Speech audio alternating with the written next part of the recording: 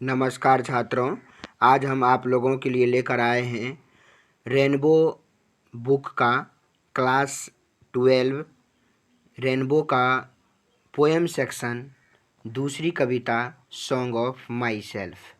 इसका अर्थ होता है मेरा खुद का संगीत या मेरा खुद का गीत। और इसे लिखा है वॉल्ट व्हिटमैन साहब ने, जो अमेरिका के पोएट हैं। उन्होंने बहुत अच्छे तरीके से लिखे हैं और इन कविता को आइए हम लोग समझते हैं। इन कविता को मैंने बहुत अच्छे तरीक़ा से समझाने का प्रयास किया है, तो मैं चाहता हूं कि इन कविता को बहुत अच्छे तरीक़ा से सीखने का और समझने का प्रयास करें और देखें कि इसका क्या सरल व्याख्या है। इसका मैं सरल व्याख्या आपको बताने जा रहा हूं, जो आपको बहुत सारे ऑब्जेक्टिव सब्जेक्टिव में आपको मदद करेंगे। इसके साथ साथ इसके हिंदी अर्थ को करने में भी आपको सहूलियत होगी। तो नमस्कार, मैं बता दूं कि ये हमारा जो चैनल है महर्षि में ही इन्फोटेक के नाम से चलता है। तो महर्षि में ही इन्फोटेक चैनल को अवश्य सब्सक्राइब कर लें और इसके साथ साथ इन वीडियो को ज़्यादा से ज़्यादा अपने ग्रुप में शेयर करें। धन्यवाद। चलिए शुरू करते हैं। आई सेलिब्रेट मतलब होता है उत्सव मनाना, जश्न मनाना। माई सेल्फ एंड सिंग मतलब होता है गीत। My self I celebrate my self मतलब होता है मेरा खुद का, और सेलिब्रेट मतलब होता है जश्न मनाना, और सिंग मतलब होता है गाना, गीत। कहता है कवि वाल्ट व्हिटमैन ने बताए हैं कि ये जो मैं अपने तरीक़ा से, मैं अपने आधार से, मैं अपने सोचने के तरीके से मैं क्या करता हूँ, I celebrate my self and Singh my self. मैं खुद से गाता हूँ और खुद से जश्न मनाता हूँ, उत्सव मनाता हूँ। मतलब यदि हमें खुशी ढूंढना हो तो हमें अपने आप में, खुद में खुशी को ढूंढना होगा। कहने का अर्थ, मैं खुद से गाता हूँ और खुद से खुशियाँ मनाता हूँ, जश्न मनाता हूँ। एंड व्हाट आई एज्यूम मतलब होता है मानता हूँ। एज्यूम मतलब होता है मानता हूँ। And what I assume you shall assume. जैसा मैं मानता हूँ वैसा तुम्हें भी मानना चाहिए। कहता जैसा मैं मानता हूँ वैसा तुम भी मान लो। मतलब कि जैसी विचारधारा मेरी है वैसा तुम अपना विचारधारा को बना लो। अगला लाइन है कहता है फॉर एवरी एटम बिलोंगिंग मतलब होता है बनना, एटम मतलब होता है अणु से। For every atom belonging to me, कहता है जिस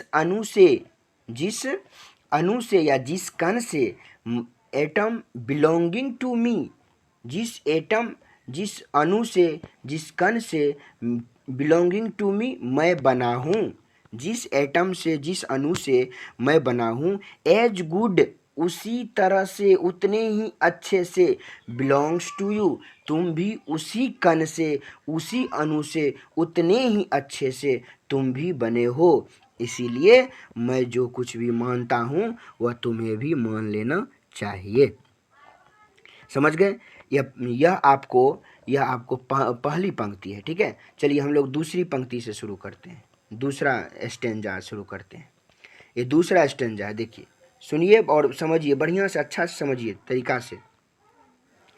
कहता है I lean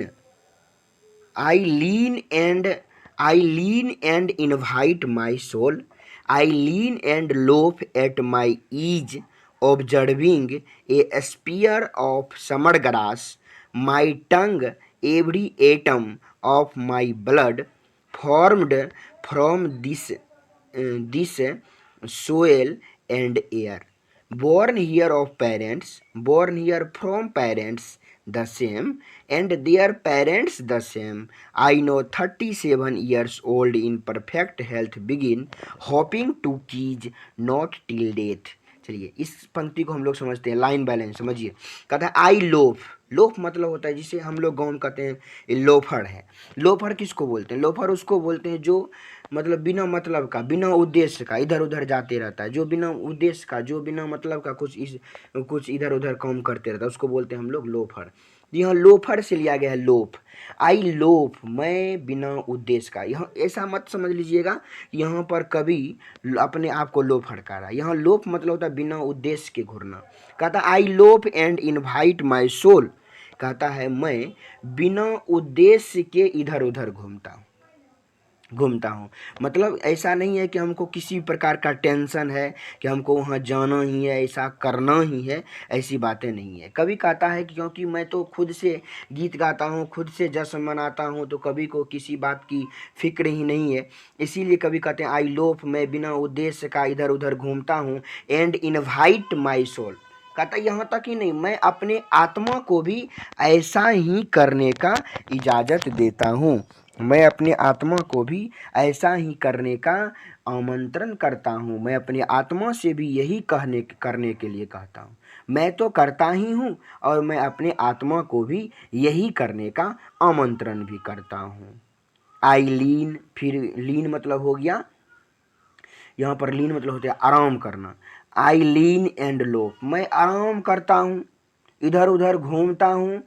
eight my ease, और मैं क्या करता हूँ, सहूलियत से। ईज मतलब होता है सहूलियत से। एट माई ईज, और मैं अपने सहूलियत से, मैं अपने हिसाब से। Observing a spear of summer grass, summer grass कहता है गर्मी के घास को। कहता है मैं आराम करता हूँ, बिना उद्देश्य के घूरता हूँ, और मैं अपने सहूलियत से गर्मी के घास के नुकीलेपन को, गर्मी के घास के नोक का ऑब्जर्विंग अवलोकन करता हूँ, ऑब्जर्व करता हूँ, अवलोकन करता हूँ, उसका विश्लेषण करता हूँ। ठीक है। कहता है मेरा जो मन हो गया वो कर दिए, अब गर्मी का मौसम है, घास का ही अवलोकन करना शुरू कर दिए तो कर दिए। यही यहाँ पर कवि का उद्देश्य है। मतलब किसी भी प्रकार के काम को या अपने किसी भी प्रकार के काम को ऊपर अपने दबाव नहीं बनाना चाहता है। ठीक है। फिर कहता है my tongue every atom of my blood, कहता है मेरी जीभ, जीभ मतलब जीव, मेरी जो जीव है, मेरा जो जीवन है, every atom of my blood, और मेरे जो खून के प्रत्येक कतरा है, every atom of my blood, कहता है मेरी जीव और मेरे खून का प्रत्येक कतरा कतरा form from there this soil and air. आपको मैं बता दूं कि ये जो कवि हैं ये अमेरिका के हैं और यही लिख रहे हैं formed from this soil and this air, और उसी अमेरिका के मिट्टी, सोयल मतलब होता है मिट्टी और एयर मतलब होता है हवा। कहता है कि और मेरा जो जीव है, मेरा जो खून का प्रत्येक कतरा कतरा है, वो अमेरिका के ही मिट्टी और अमेरिका के ही हवा से बना हुआ है। ठीक है। आगे कहता है बॉर्न हियर ऑफ पेरेंट्स, यहाँ देखिए यहाँ पर ये बात बतला रहा है। कहता है born here of parents, born मतलब होता है जन्म लेना, पेरेंट्स मतलब होते हैं माता पिता। कहता है मेरे जो माता पिता हैं, मतलब जो मेरे पिता हैं, वह यहीं पर जन्म लिया। मैं तो जन्म यहाँ पर लिया ही हूँ, क्योंकि मेरा जन्म यहाँ पर इस हुआ है, तब न मैं कहता हूँ कि मेरी जो खून है और मेरा जो खून का जो प्रत्येक कतरा कतरा है और मेरी जो शरीर का बनावट है वह अमेरिका के ही मिट्टी और हवा से हुआ है। इसीलिए कवि कह रहे हैं, पोएट कह रहे हैं कि मेरा भी जन्म इसी मिट्टी पर हुआ, यहीं पर हुआ। बोर्न हियर ऑफ पेरेंट्स, और मेरे माता पिता का भी जन्म यहीं पर हुआ। Born here from parents the same, उसी तरह से, द सेम मतलब होता है उसी तरह से। कहता उसी तरह से मेरे माता पिता के भी जो माता पिता हैं, अर्थात जो दादा दादी हैं, वह भी इसी अमेरिका में, अमेरिका के धरती पर जन्म लिए हैं। एंड देयर पेरेंट्स, मतलब मेरे दादा के भी जो पिता हैं, अर्थात मेरे जो परदादा हैं, देयर पेरेंट्स द सेम, मेरे परदादा भी इसी धरती पर, अमेरिका के धरती पर जन्म लिया है। कहने का मतलब कि मैं, मेरे माता पिता, मेरे दादा और मेरे जो परदादा हैं, वह भी इसी मिट्टी में जन्म लिया है। आगे कहता है आई नो 37 ईयर्स, मैं आपको बता दूं कि यहाँ पर कवि जिस वक्त यह पोएम लिख रहे थे उस समय इसकी उम्र 37 ईयर था। ऑब्जेक्टिव्स में बहुत सारे ऐसे प्रश्न पूछे जाते हैं, तो मैं आपको बता दूं 37 ईयर की अवस्था में यह पोएम लिखा गया था। कहता है आई नो 37 ईयर्स, मैं अभी 37 साल का हूँ और 37 साल ओल्ड, पुराना हूँ। इन परफेक्ट हेल्थ बिगिन, फिर भी मेरा जो स्वास्थ्य है वह स्वस्थ है। मैं अभी भी परफेक्ट हूँ, स्वस्थ हूँ। हेल्थ बिगिन, मेरा स्वास्थ्य अभी भी परफेक्ट है, स्वस्थ है। ठीक है।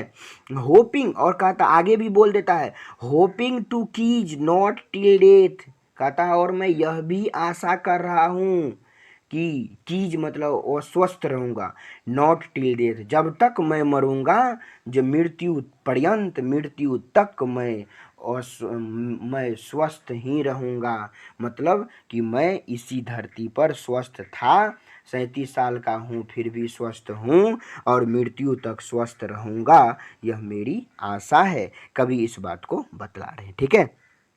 आगे यहाँ पर कवि कुछ आगे और भी विशेषता लिख रहे हैं, कहता है creeds and schools in abeyance retiring back a while sufficed at what they are but never forgotten, I harbour for good or bad, I permit to speak at every hazard, nature without check with original energy. समझने का प्रयास करेंगे। कहता है creeds, creeds मतलब होता है, मैं आपको बता दूं, क्रिस मतलब होता है धार्मिक विचारधारा, और स्कूल्स मतलब होता है मान्यता। कहता है मान्यता और विचार भी बोल सकते हैं। कहता है कि क्रीड्स एंड स्कूल्स इन एवियंस, एवियंस मतलब भुला देना चाहता हूँ। कहता है मैं धार्मिक विचारधारा को, धार्मिक मान्यता को मैं कुछ समय के लिए भुला देना चाहता हूँ, छोड़ देना चाहता हूँ। मैं किसी मतलब कि मैं किसी के दबाव में नहीं आकर के, या किसी की धर्म मजहब या मान्यता के दबाव में आकर के मैं इस तरह से नहीं जीना चाहता हूँ। मैं चाहता हूँ मैं धार्मिक जो विचारधारा है और धार्मिक की जो मान्यता है, मैं उसे भुला करके मस्ती में मैं जीना चाहता हूँ।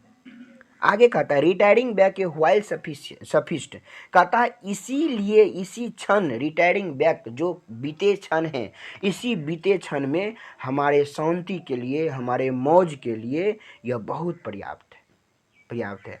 लेकिन आगे कह देता है बट नेवर फॉरगेटन, लेकिन इस विचारधारा को, लेकिन इस धार्मिक विचारधारा को, इस धार्मिक मान्यता को भुलाया नहीं जा सकता। आप इसे भूल नहीं सकते।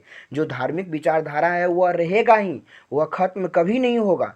लेकिन कवि कहता है कि मैं उसे कुछ क्षण के लिए भुला करके, अपने कुछ क्षण के लिए मैं मौज मस्ती करना चाहता हूँ, जो मेरे लिए पर्याप्त है। ठीक है।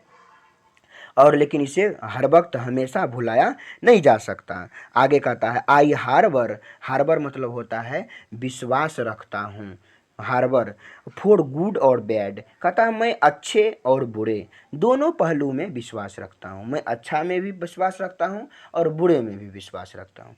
आई harbour for good or bad, मैं अच्छे और बुरे दोनों पहलू में विश्वास रखता हूँ। I permit to speak and every hazard, कहता है और मैं प्रत्येक विषम परिस्थिति में, प्रत्येक विषम समस्या में, कठिनाई में मैं बोलने का, आई परमिट टू स्पीक, बोलने का साहस भी रखता हूँ। मैं अच्छे और बुरे दोनों पहलू में विश्वास भी रखता हूँ, और प्रत्येक समस्या जो है, प्रत्येक विषम परिस्थिति जो है, उसमें मैं बोलने का साहस भी रखता हूँ। क्यों ऐसा साहस रखता हूँ? कहता है नेचर, जिस प्रकार प्रकृति विदाउट चेक, बिना किसी रुकावट के, उत ओरिजिनल एनर्जी, मूल ऊर्जा के साथ, मूल ऊर्जा के साथ प्रकृतिमय हो जाता है, उसी प्रकार से मैं भी निर्बाध होकर के, मैं भी उसी प्रकृतिमय के तरह रहना चाहता हूँ, जो प्रकृति को कोई रोक नहीं सकता। उसी प्रकार से मैं भी जीना चाहता हूँ कि मुझे भी प्रकृति के तरह मौलिक ऊर्जा के, उसके मौलिक ऊर्जा के तरह कोई रोक नहीं सकता। तो मैं आपको इतना ही है पोएम, मैं आपको इतना समझा दिए। बहुत ही अच्छे ढंग से आपको समझाने का प्रयास किए हैं। तो आपको यदि वीडियो अच्छे लगे तो इस वीडियो को ज़्यादा से ज़्यादा शेयर कीजिए, और इन वीडियो को अपने दोस्तों में भी शेयर कीजिए, ग्रुप में भी शेयर कीजिए।